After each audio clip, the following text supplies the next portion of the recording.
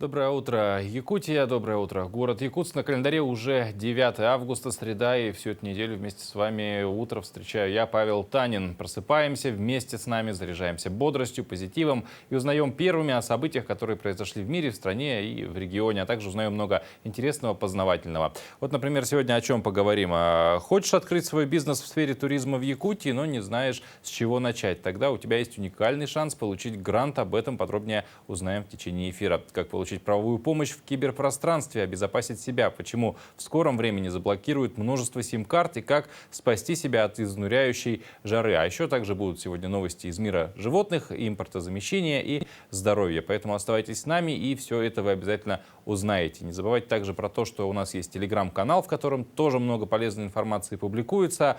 Собственно, найти его очень просто. Заходите в телеграм, в поиске пишите «Утро Якутии» и канал этот непосредственно найдете, можете подписаться. Или же вот QR-код справа там внизу в уголочке скопируйте, точнее отсканируйте при помощи своего смартфона и прямиком на наш канал попадете. Ну а по традиции эфир мы, конечно же, начнем с информации о погоде. По данным в районах Якутии от плюс 5 до плюс 11 градусов. В заречной группе от 6 до 15. В южных районах 14-15, в Вилюйской группе 12-17. В нижнеленских районах от плюс 10 до плюс 13, в западных 13-17, в Колымо-Индигирской группе улусов 8-11. В янских районах от плюс 7 до плюс 10, на северо-западе 11-12 градусов тепла. В городе Якутске температура воздуха в 6 часов утра составила 8 градусов, атмосферное давление 755 миллиметров ртутного столба, штиль. Сегодня днем ожидается без осадков, ветер восточный 3,8 метров в секунду. Температура воздуха днем в столице региона максимум прогреется до плюс 24 градусов. На календаре 9 августа. В этот день издревле люди придерживались строжайшего запрета на любую работу. В народе верили и продолжают местами верить, что любое дело 9 августа может плохо закончиться, поэтому оставьте физический труд на другой день, особенно если это труд в поле или огороде, ведь это может привлечь пожар или разрушительный удар молнией. А вот с какими праздниками сегодня можно поздравить своих близких, узнаем из нашей рубрики «Даты и события».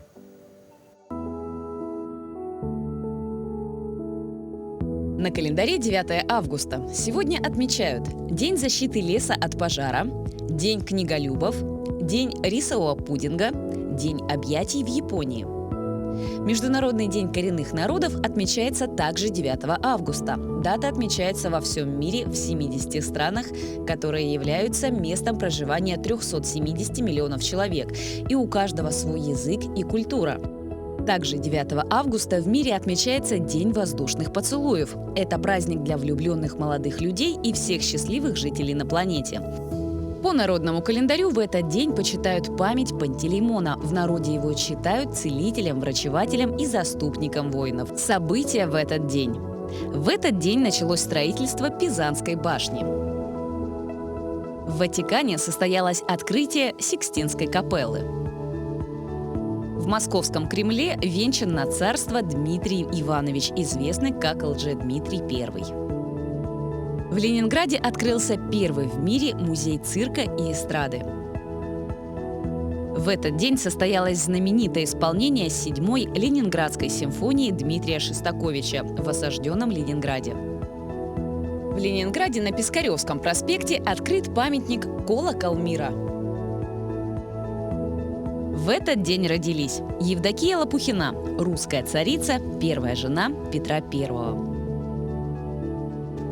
Амедео Авогардо, итальянский ученый-химик, первооткрыватель фундаментального физико-химического закона, названного его именем. Жан Пиаже, швейцарский психолог и философ, известен работами по изучению психологии детей, создатель теории когнитивного развития, основатель Женевской школы генетической психологии. Туве Янсен, финская писательница, художница, иллюстратор, обрела всемирную известность благодаря своим книгам о мумитроллях. Уитни Хьюстон родилась в этот день в 1963 году. Американская эстрадная певица, актриса, продюсер. Именины в этот день отмечают Ян, Эммануил, Сава, Платон, Николай, Клим, Иван, Герман, Анфиса. Ну а у многих из нас утро начинается не с кофе, а, конечно же, с гаджета в руке, ну или будильника, ну а также свежие новости через гаджет мы можем узнать или вообще спланировать весь свой день. И с начала месяца Роскомнадзор предъявил новые требования операторам связи блокировать номера абонентов, у которых не указаны актуальные персональные данные. Это фамилия, имя, отчество, дата рождения, информация о паспорте. Согласно правилам ведомства, после получения оператором списка номеров таких абонентов, он в течение 3 суток должен уведомить их владельцев. Абонентам дается 15 суток, чтобы передать актуальные данные оператору. Это можно сделать онлайн с помощью портала госуслуги или приложения оператора, а также вживую посетив салон связи. Если пользователь проигнорирует эти указания, его сим-карта будет заблокирована. Под удар могут попасть владельцы серых сим-карт, которые продают, к примеру, у станции метро, а также пользователи корпоративных номеров. Всего на данный момент в России используется около 7 миллионов таких безымянных сим-карт.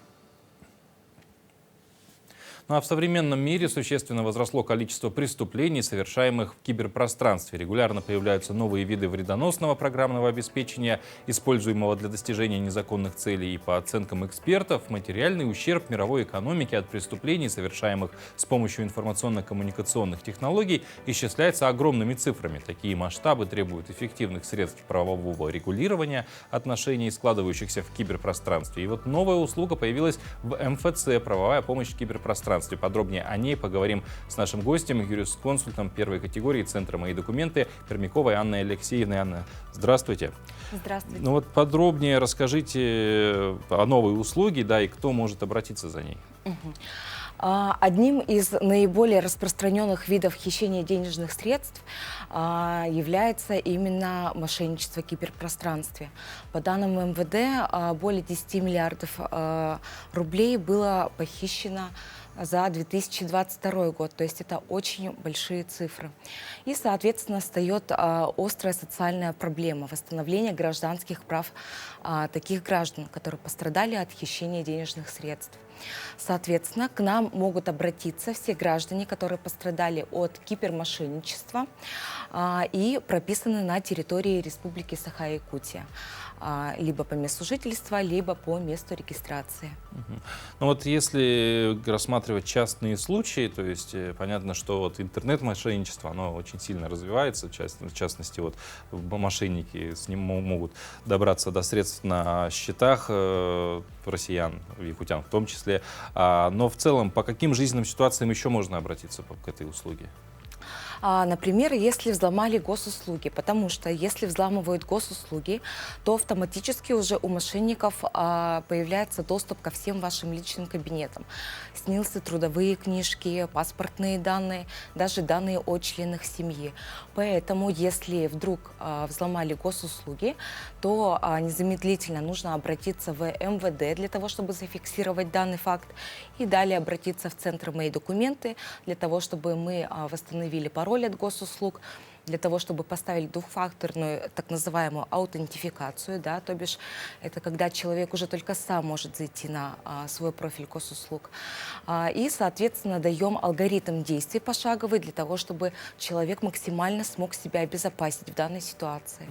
Ну а куда, собственно, обращаться и что при себе иметь, чтобы вот, все специалисты смогли всю помощь оказать тому, кто пришел непосредственно? Да, в городе Якутске вы можете обратиться в наш головной офис по адресу Амосова, 18 по предварительной записи. Также на территории Республики Саха-Якутия наши граждане могут обратиться в любой офис МФЦ. Там им обязательно помогут. С собой что-то, какие-то документы? Да, при себе нужно иметь паспорт, отметку о регистрации, то бишь это отметка либо в паспорте, либо свидетельство о регистрационном учете. И, соответственно, все документы по данной ситуации. Например, если вы обратились в МВД, если возбудили уголовное дело, должно быть уведомление, такой вот корешок дают о том, что уголовное дело возбуждено.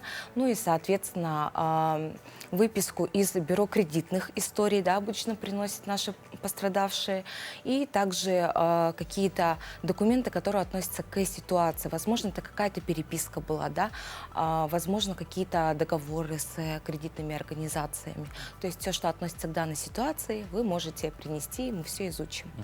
Вот мы поговорили про, собственно, услугу, опять же, в ключе, к примеру, если угнали, что называется, госуслуги, да, можно прийти, помогут восстановить, поставят аутентификацию двухфакторную.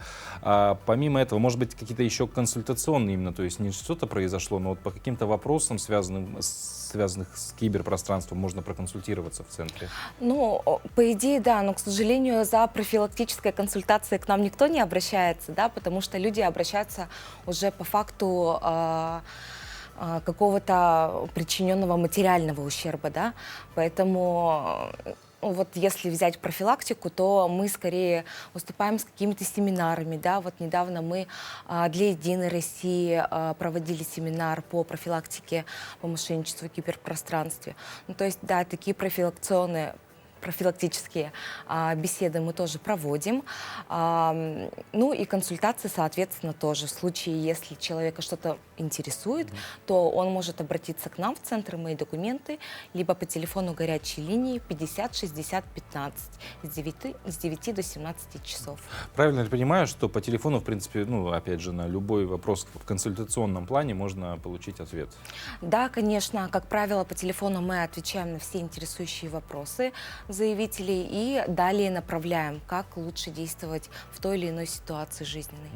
Ну, завершая беседу, как юрист, может быть, посоветуете нашим телезрителям, как все-таки оберегать свои персональные данные вот, в сети? В первую очередь никому никогда не нужно давать доступ к госуслугам, потому что там хранятся ваши личные документы. Это во-первых.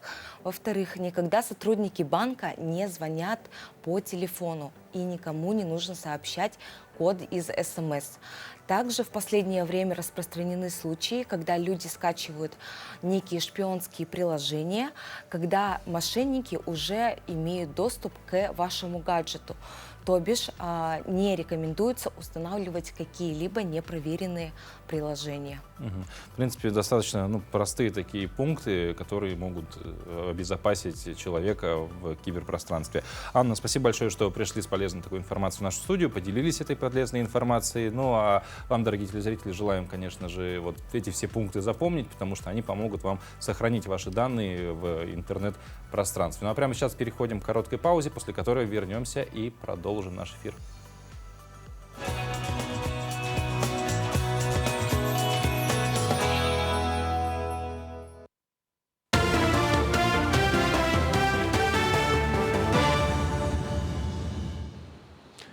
Якутия, доброе утро. Главные новости к этому часу.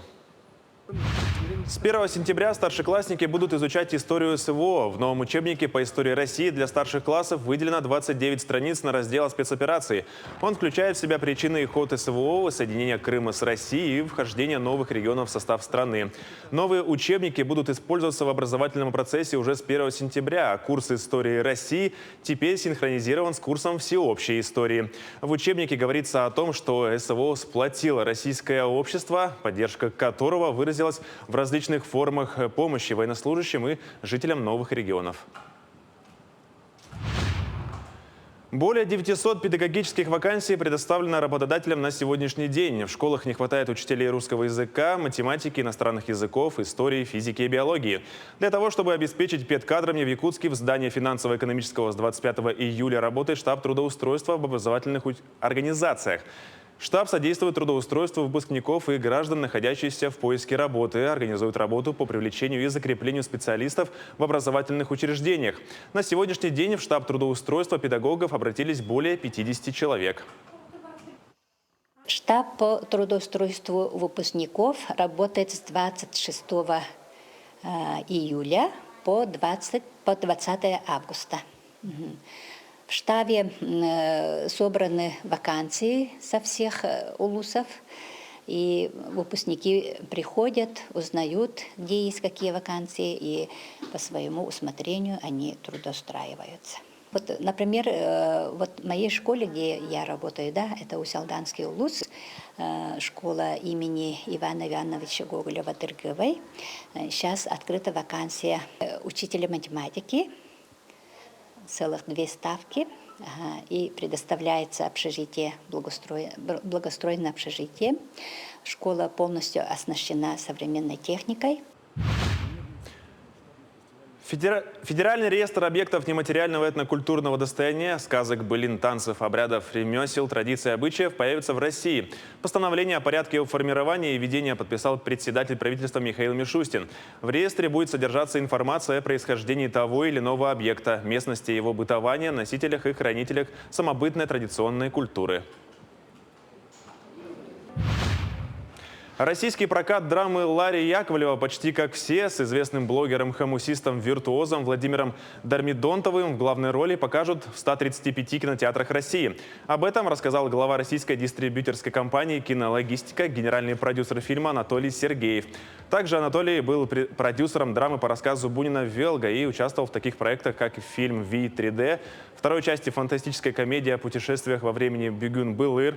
В настоящее время к фестивальным показам готовятся картины «Моя девочка», «Чума», а также англоязычный фолк-триллер «Граница». Якутяне вновь выиграли Берингийские игры, переписав еще 3 новых рекорда. Берингийские игры коренных народов Арктики прошли на Чукотке в рамках фестиваля «Берингов пролив». Спортсмены из 8 регионов России соревновались в дисциплинах северного многоборья, которое активно развивается в Арктике. Соревнования в этом году проводились среди женщин и мужчин в 8 видах программы. Тройной национальный прыжок, аляскинский удар ногой, прыжок с колен, высокий удар одной ногой, достать одной рукой, удар 2 ногами, перетягивание ленты головой и перетягивание палки. По итогам соревнований сборная Республики Саха-Якутия выиграла в общекомандном зачете 1-е место с большим отрывом.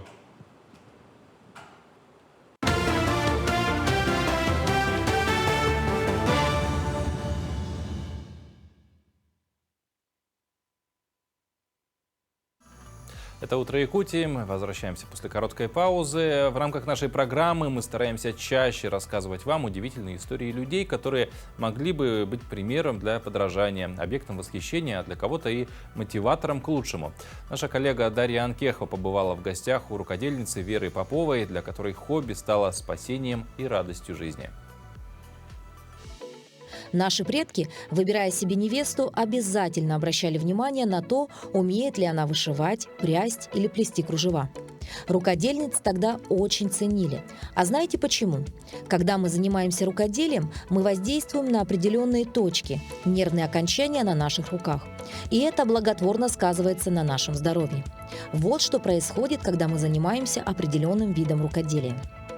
Вышивание сбрасывает скопившееся напряжение, расслабляет тело, убирает усталость, уменьшает головные боли и ослабляет шум в ушах. Также оказывает положительное влияние на лимфатическую систему. Кроме того, издревле вышивание и вообще работа с иглой считались верным способом защиты от порчи из глаза. Шитье – это рукоделие особо влияет на глаза и руки человека. Кроме того, если у вас аритмия, шитье тоже для вас. При этом нормализуется давление и состав крови. У вас не будет нервных срывов, исчезнет головная боль, восстановится здоровый сон. Мелкая моторика и особая концентрация внимания улучшает координацию движений и оздоравливает вестибулярный аппарат. Макраме убирает раздражение, способствует восстановлению нормального ритма сердца, успокаивает и бодрит, частично снимает боли в мышцах тела. Вязание помогает в излечении склероза, заторможенности нервных процессов, уменьшает зубную и ушную боль, настраивает на благодушный лад и умиротворение. Вязание может избавить от повышенной утомляемости и боли от старых травм. Бисероплетение способствует крепкому сну, тренирует концентрацию внимания во время работы, уменьшает боли в теле. При легочных заболеваниях или судорогах в конечностях тоже показано заниматься бисероплетением. Вера Попова нашла свое хобби и душевный отдых уже в зрелом возрасте, когда ее обычная жизнь резко изменилась. Ну, это было очень печальное событие, да, когда по заболеванию мне ампутировали ногу, я села в инвалидное кресло, и у меня как бы начался период такой длительной затяжной депрессии. Да? Ничего не хотела сделать. Такая была очень печальная история. Да? И в один прекрасный момент я в соцсетях, по-моему, да, я наткнулась на страницу Анжелики Токаревой. Это у нас мастерица известная. Это, получается, простыня для мальчика, да? Вот такой. Вот такого. И вот я попала на это, и я вообще обо всем забыла. О всех своих проблемах забыла. Это, оказывается, очень затягивает. Сегодня Вера, несмотря на ограниченные возможности здоровья, черпает из своего труда не только умиротворение и силу духа, но и здоровье, как физическое, так и моральное. Сколько радости, душевного тепла и приятных ощущений от созерцания красоты получает она как в процессе изготовления украшений, так и в словах благодарности от окружающих. Бисероплетение и шитье сегодня стало для Веры не только увлечением, но и источником дополнительного дохода. Для многих хобби необходим стартовый капитал, например, покупка дорогостоящего оборудования или плата за услуги эксперта. Вера и здесь проявила свою стойкость, силу и четкую позицию. Я всегда смотрю, вот у меня всегда телевизор стоит на канале НК Саха. И я всегда там смотрю, как люди пользуются социальным контрактом, подают заявление. И я тоже как-то в один прекрасный момент решила, что я хочу тоже социальный контракт. Это 350 тысяч, получается, на приобретение оборудования и материалов и открытие своего дела. Да. Я написала электронное письмо о праве своего Сайсарского округа. И, что удивительно, они мне в этот же день ответили. Да, и мне отправили список документов, что мне нужно собирать. Да, и оказывается, эти все документы у меня с собой были. У меня не было только бизнес-плана. И я нашла девушку, она вообще даже не живет в Якутске, она в Калининграде живет. Ее зовут Любовь Максимова, и она мне буквально за несколько дней сделала бизнес-план по пошиву оберегов и якутских украшений. Да? Создание якутских украшений и оберегов для Веры – это не пустое времяпрепровождение. Оно исцеляет, помогает самореализоваться, дает ощущение счастья, умиротворенности, позволяет расслабиться, провести время в компании единомышленников и разделить с ними свои эмоции. В каждую работу рукодельница вкладывает частичку себя и свою любовь. И все это благодаря ее искреннему желанию жить, творить и созидать. Ну, а просыпаться по утрам порой задача не из легких, а в среду советуют выделить 20-30 минут на сон больше. Это немного, но придаст сил хотя бы до конца дня. Главное не переусердствовать. Оказывается, слишком долгий сон может увеличить риск сердечных приступов, ожирения и инсультов. Главная проблема кроется в разнице режимов отдыха в течение недели. Специалисты Королевского колледжа Лондона выяснили, что привычка рано вставать в будни и отсыпаться на выходных может фактически увеличить количество кишечных бактерий, связанных с множеством заболеваний. Ученые считают, что дополнительных 90 минут в постели достаточно, чтобы нарушить наши внутренние биологические часы и повлиять на работу иммунной, пищеварительной и других систем организма. Исследование показало, что лежание по выходным было связано с плохим качеством питания, ожирением, сердечными приступами, инсультом, диабетом и сердечно-сосудистыми рисками. Также было обнаружено, что те, кто любит спать подольше, чаще употребляют сладкие напитки и едят меньше фруктов и орехов. Ну а август – это бархатный сезон. Название «бархатный сезон» вообще произошло в 19 веке. Тогда врачи обратили внимание, что отдыхать на берегу Черного моря полезно для здоровья в начале осени. Ехать на отдых к морю в бархатный сезон рекомендуется людям, страдающим болезнями сердца и нервной системы, пожилым людям и людям с очень светлой кожей, а также аллергикам. Следуя рекомендациям врачей, к морю устремились аристократы. Знатные дамы по моде тех лет носили бархатные платья. Бархат служил отличным фоном для загара благородных барышень и защитой от прохладного ветра. Отсюда и название сезона «бархатный». Большое количество якутян выбирают для отдыха морские курорты, и они не ошибаются. Польза пребывания на море не только в отдыхе, но и в полезных свойствах моря для здоровья человека. Подробнее об этом расскажет наш доктор.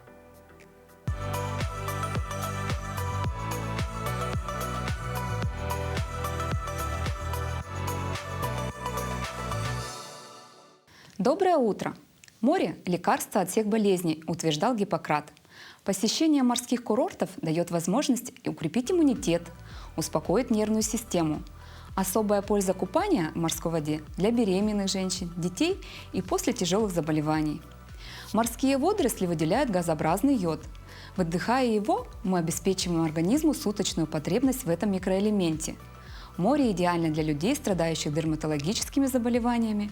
Оно облегчает состояние при псориазе, экземе и хронических дерматозах. Морская вода быстро заживляет раны. Плавание – еще особый вид физической нагрузки без вреда для суставов. Полезно оно и при болезнях в суставах, артрозах и артритах. Звуки моря уникальны. Для них придуман специальный термин «белый шум». Он способствует быстрому засыпанию, а также качественному и глубокому сну. Такое воздействие оказывает даже шум моря, воспроизведенных на устройствах. Ходьба по теплому песку и гладкой гальке избавляет от головных болей и мигрени, облегчает состояние при плоскостопии, а солнечный свет способствует производству витамина D, которого так часто не хватает. Помогает при хронических легочных заболеваниях, фарингитах, рингитах, бронхитах и гайморитах.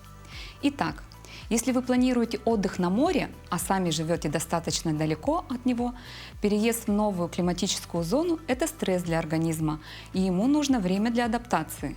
Поэтому отпуск нужно брать с расчетом на то, что он должен продолжаться хотя бы 10-14, а лучше 20 дней. В первый день после приезда не торопитесь сразу к морю.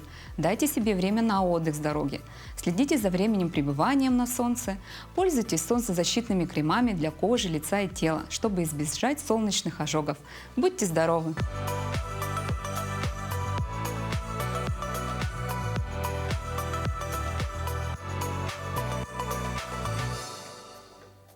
Но для того, чтобы хорошо провести лето, не обязательно уезжать за пределы нашей республики. Ярким примером того стали ленчане, которые совсем недавно устроили вечеринку на пляже. Но не простую, а спортивно-оздоровительную. Такой подход понравился всем, и даже тот, кто не участвовал, с удовольствием наблюдал и с азартом болел за соревнующихся в различных конкурсах земляков. Наша съемочная группа работала на этом мероприятии. Спортивная вечеринка на пляже с гонками на гидроциклах, эстафетой, борьбой и даже зажигательными танцами. Авторами этого ноу-хау стали обыкновенные жители Ленска. Спорткомитет подхватил идею, буквально за 4 дня нашли спонсоров и организовали это мероприятие, которое покорило сердца сотни ленчан.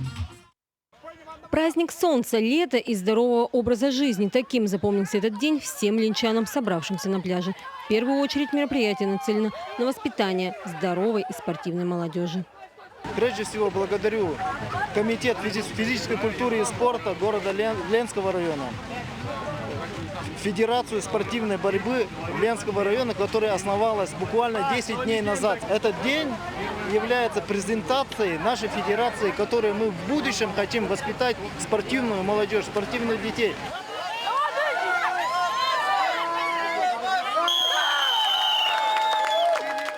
Основным видом соревнований была борьба хапсагай, но затем участники этой спортивной вечеринки на пляже могли попробовать свои силы в эстафете, мужчины в борьбе, девушки в дартсе и все в гонках на гидроциклах. Главным призом стал телевизор. Эмоции зашкаливают. Я рад. Я надеялся и ждал, конечно, я готов был к победе. У меня очень хороший рывок. На самом деле очень лидирующие такие легкоатлеты. Они в борьбе выбыли. Я уже победитель игр Баянай, гонки на буранах. И сейчас победили гонки на гидроциклах 2023. Всем спасибо, кто за меня болел. Всем хочу передать привет. Ленск самый лучший. А в заключение всех ждал массовый танец, движение которого мог повторить любой, даже далеко не пластичный человек. Зажгла пляжный танцпол Екатерина Романова. Мне кажется, про вечеринку на пляже все слышали всю свою жизнь, наверное, с самого детства. И вот, наконец-то, сегодня, когда мы ехали, я думаю, господи, это свершилось. Ну да, у нас не в таком, конечно, формате, это спортивно-оздоровительно. Очень здорово, я считаю, что очень классно. И даже завидно по количеству человек, что это мероприятие очень востребованное. И люди с удовольствием откликнулись и пришли вот к нам сюда.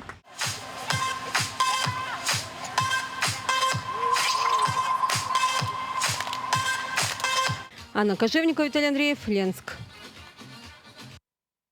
Лето, солнце, приятная жара, безоблачное небо – все это укрепляет наше здоровье, придает сил и бодрости. Но все-таки у лета есть и минусы, одним из которых является отрицательное воздействие жары на зрение человека. С этой точки зрения лето может быть даже опаснее, чем зима.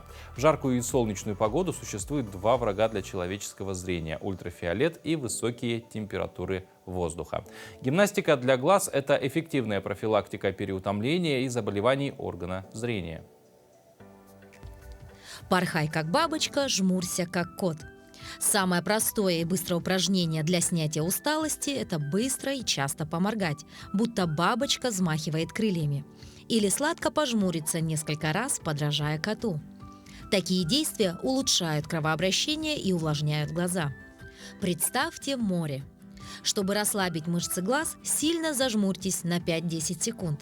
В это время представьте что-то успокаивающее – море, луговые травы под ветром, либо бегущие облака. Рисуем узоры. Первое и главное – не поворачивая головы, посмотрите глазами вверх, вниз, влево, вправо. Потом начните рисовать узоры. Ромб, квадрат, задерживая на секунду взгляд в уголках. Усложним. Рисуем звезду.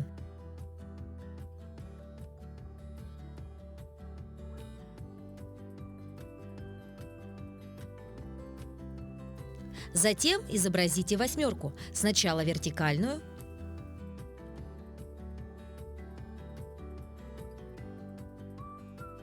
потом положите ее и нарисуйте, головой не двигая, знак бесконечности. Делаем массаж. Легкий массаж глаз помогает справиться с отечностью, улучшает циркуляцию жидкости в тканях. Достаточно 3 пальцами слегка надавить на закрытые глаза и немного помассировать в течение 1-2 секунд. Расслабиться и поморгать. Повторять 4-5 раз. Полюбите глазоломки. Есть специальные стереокартинки, глядя на которые сначала не видишь изображения. Кажется, что это просто узор из полосок и кружочков. Потом, вглядываясь, отодвигая картинку взад и вперед, внезапно видишь объемную картину. Такие картинки тренируют не только глаз, но и мозг. Погода, конечно, радует якутян этим летом. Всем хорошо известно, что в жару важно пить много жидкости, чтобы не допустить обезвоживания. Логично употреблять холодные напитки или воду со льдом, а также есть продукты, содержащие большое количество воды, такие как огурцы, салат, арбуз и клубника. Сладкий и вкусный плод является необходимым атрибутом летних пикников. К слову, у нас в Якутии тоже выращивают свои арбузы. Самый сочный и спелый из них попробовала моя коллега Надежда Саханская.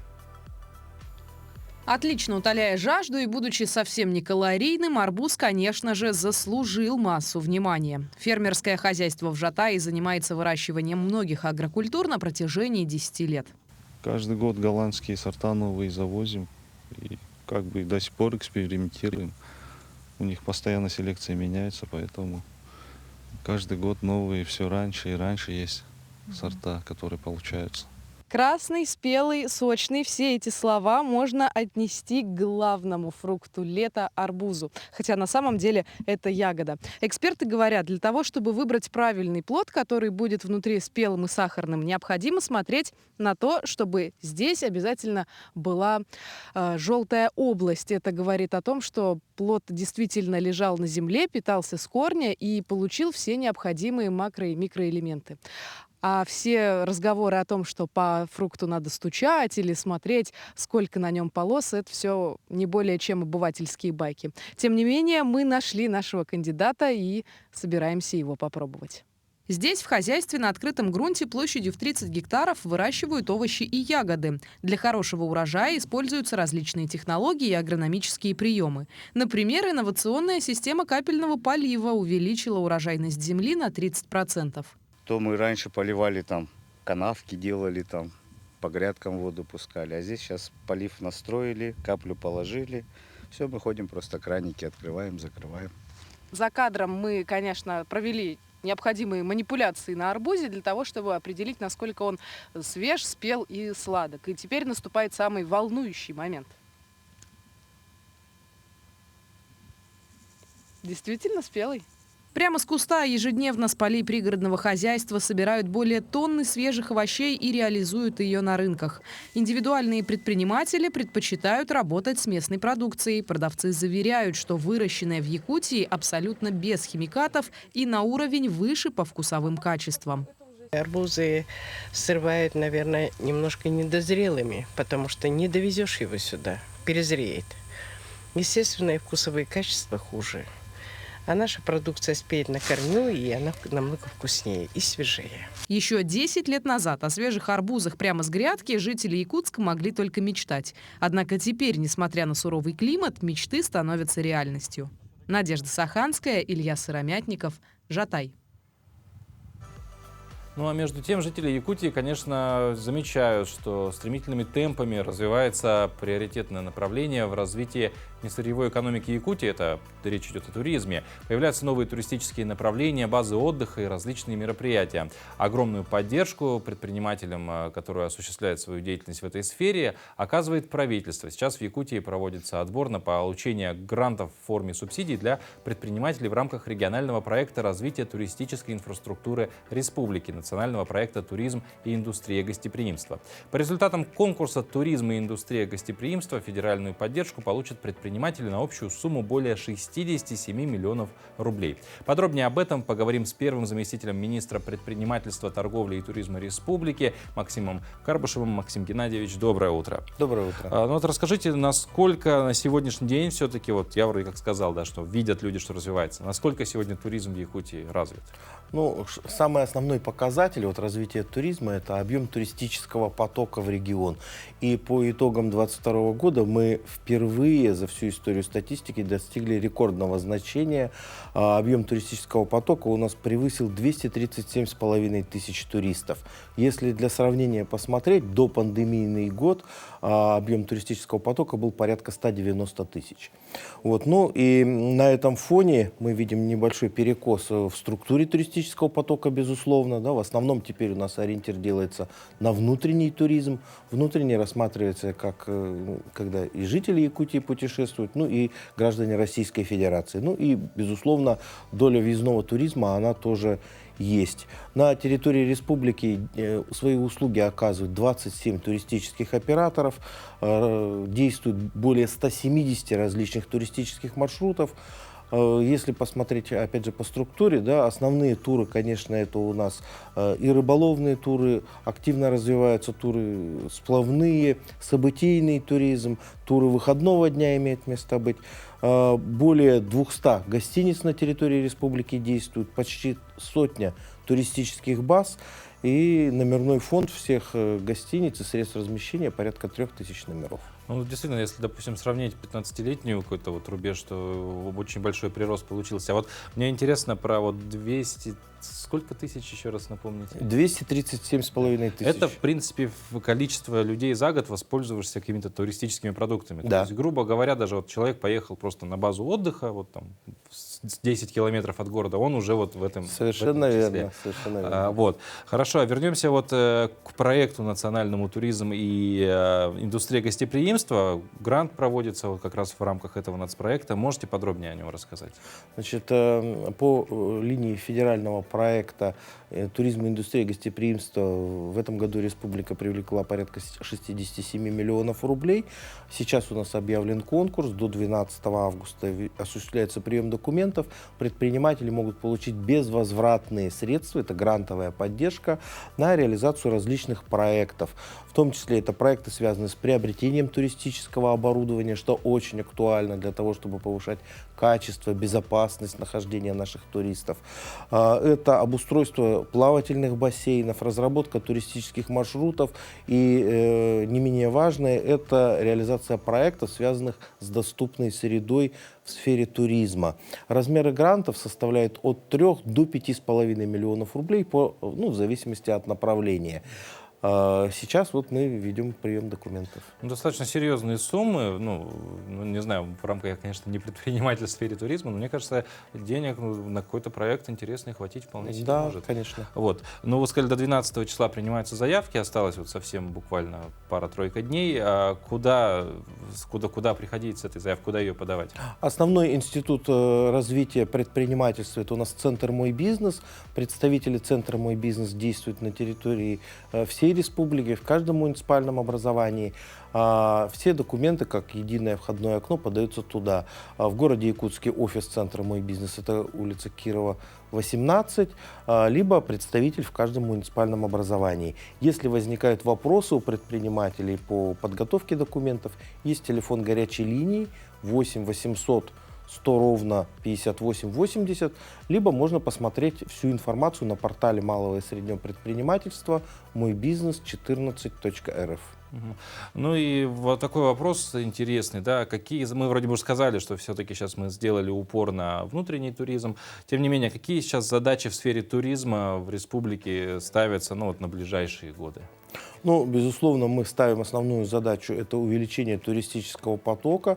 Мы видим это, если смотреть в протяженности 5-7 лет, это до 1 миллиона туристов. В принципе, статистика об этом говорит, у нас есть реальные возможности. Безусловно, мы видим увеличение количества туристических объектов для того, чтобы нашим туристам как можно больше было отдыхать на территории нашей республики и привлекать внешних туристов.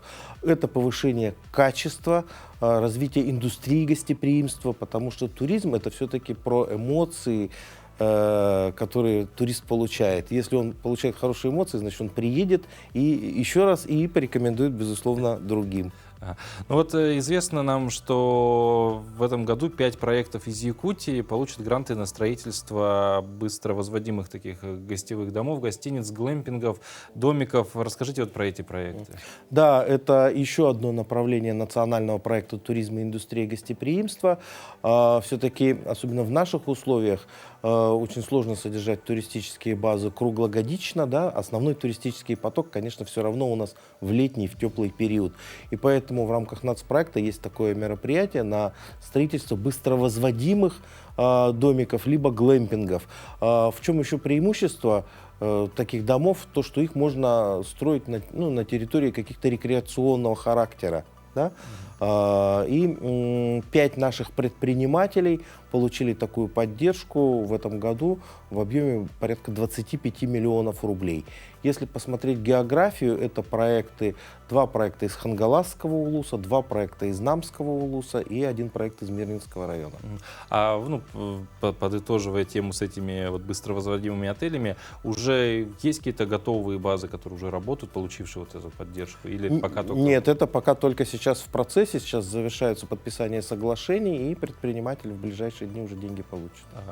Максим Геннадьевич, спасибо большое за интересную беседу. Действительно, туризм, мне кажется, в Якутии есть куда развивать, и не только внутренний, потому потому что мы уже вот перечисляли основные направления. Все-таки у нас все связано с природой, и у нас в этом плане есть очень большое такое преимущество. Мы много чего можем показать, даже помимо того, что уже показано. Еще раз спасибо, удачи в работе, хорошего вам дня. Ну а прямо сейчас я передаю слово коллегам из информационной службы, они расскажут о последних новостях.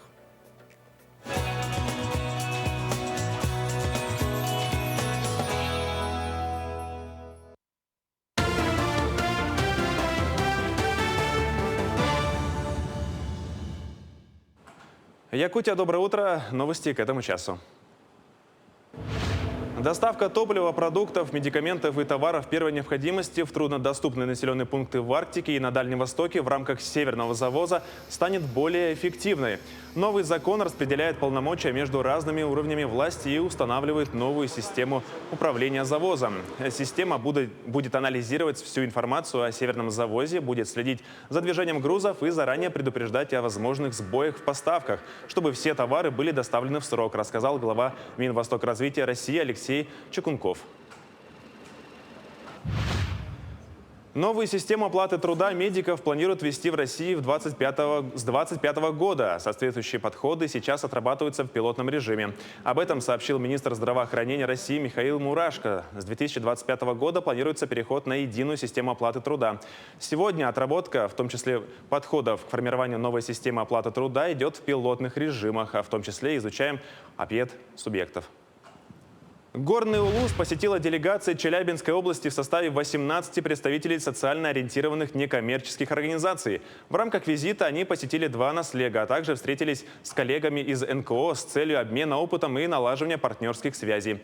Основная цель делегации – это знакомство с работой некоммерческих организаций регионов, обмен опытом в написании грантов, работа над совместными проектами. По моему, может быть, субъективному мнению, но со мной полностью согласны мои коллеги, это одно из самых интересных, развитых и замечательных муниципальных образований Республики Саха-Якутия. И меня очень радуют люди, которые здесь живут. Они интересные, они горят желанием сделать так, чтобы жить в Улусе, в наслегах, из которых он состоит, было лучше. Посещаемость театров достигла допандемийных показателей. За первые 6 месяцев 2023 года федеральные театры посетили около 3 миллионов человек. В ведомстве также отмечают, что рост зрительского потока связан в том числе со стабилизацией эпидемиологической ситуации и снятием ограничений в части заполняемости залов. Напомним, окончательно ковидные ограничения в заполняемости залов были сняты в марте прошлого года. До этого из-за эпидемиологической ситуации на спектакле или концерте не могло находиться более 70% зрителей. Ограничения снимались поэтапно. Якутский режиссер Валентин Макаров взялся за работу над новой романтической комедией под названием «Очень приятно, меня зовут Любовь». К съемкам приступили в конце июля. В основе сюжета смешная и в то же время романтическая история девушки, которая заставит зрителя на вечер забыть обо всех своих проблемах и с удовольствием смеяться, восхищаться, волноваться и сопереживать героине, сообщает кинокомпания. Релиз картины запланирован на 14 февраля 2024 года. Напомним, прошлая работа режиссера «Джулур Масс Рестлинг» собрала более 13 миллионов рублей в прокате и завоевала 2 главные награды фестиваля современного и актуального кино «Алафейская гора». Наше искреннее желание, чтобы после просмотра этого фильма у людей поднялось настроение, захотелось жить, да, творить, работать. Все-таки фильм это про любовь, так и называется «Меня зовут Любовь». А любовь, она спасет мир. Любовь, она всегда приносит радость, веру, надежду в будущее. Поэтому этот фильм именно настроен для широкого проката. С 7 по 12 сентября в Роза-Хуторе пройдет фестиваль онлайн-кинотеатров «Новый сезон», где фильмом открытия будет «Эд» Степана Бурнашова и Дмитрия Давыдова. В своей новой работе тандем амгинских кинорежиссеров перенес действие антологии «Из деревни в город». И основное внимание в снятых историях уделяет теме общения, что и отражается в самом названии проекта. «Эд» с якутского на русский означает «скажи».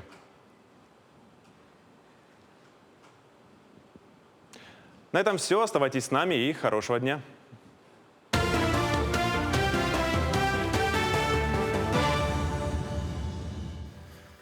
С Спасибо нашим коллегам. Мы тоже немножко хорошей новостью поделимся из мира импортозамещения. «Твоя сила духа». С таким девизом в Якутии начали разработку местных пуховиков и комплектов одежды. Причем одежду планируют шить не только модной, но самое главное – теплой. При этом за сопротивление холоду будет отвечать уникальный элемент. С передовыми якутскими разработками знакомилась наша съемочная группа. Это не просто очередной этап импортозамещения, это уже ответ крупным российским производителям теплой зимней одежды и их китайским копиям.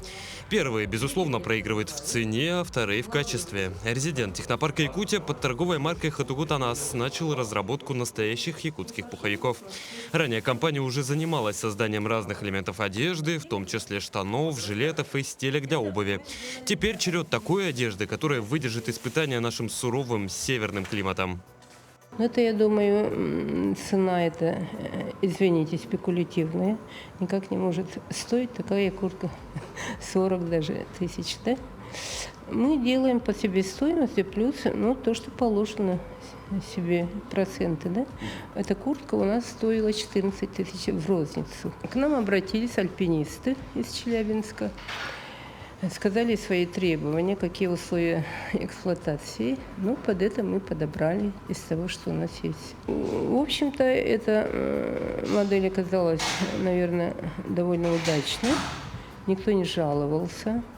Основное отличие якутских курток в том, что содержится у них внутри. Там, в самом сердце изделий, шерсть оленя. Уникальный материал, который гораздо лучше защищает от холода в сравнении с тем же гусиным пухом, и, безусловно, с синтепоном.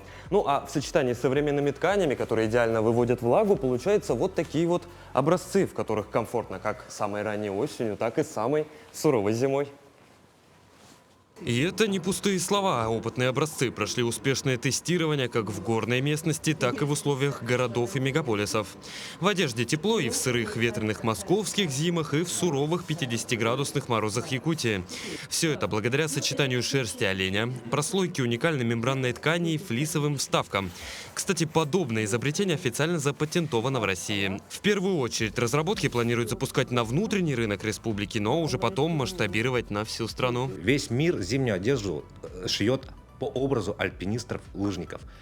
Большинство якутян не являются альпинистами или лыжниками. Мы здесь всадники, мы здесь охотники, мы здесь водители, которые в 7 месяцев отрицательной температуры хотим удобную, эргономичную, легкую в носке одежду. И вот, исходя из этого, мы вдохновились образом Дугуйдана Винокурова, нашего якутянина, который на якутской лошади с полюса холода до Белокаменной дошел. Первые пилотные проекты, первые пилотные образцы у нас появятся уже до первого снега. Мы дадим нашим туристам возможность, то, что если они в Якутию приезжают, они могут в нашей местной зимней одежде, которая удобная, которая модная, не прочувствовать те самые экстремальные холода и приятно впечатлиться нашей зимой. Безусловно, подобные разработки положительно сказываются на туристической привлекательности и узнаваемости региона. В целом, за последние 5 лет этой сфере уделялось большое внимание. Например, только в этом году на грантовую поддержку туризма в регионе направят 67 миллионов рублей. А это значит, что еще больше людей смогут посетить разные уголки республики и почувствовать настоящую силу духа Якутии. Петр Васильев, Артем Алексеев, Якутск. С одной стороны, логично. Мы тут в северном регионе правильно и очень хорошо понимаем, как от холода нужно защищаться, поэтому, я думаю, все получится. А на этом я с вами прощаюсь. Хорошего вам дня, отличного настроения. Завтра вновь в этой студии мы встретимся и встретим новый день.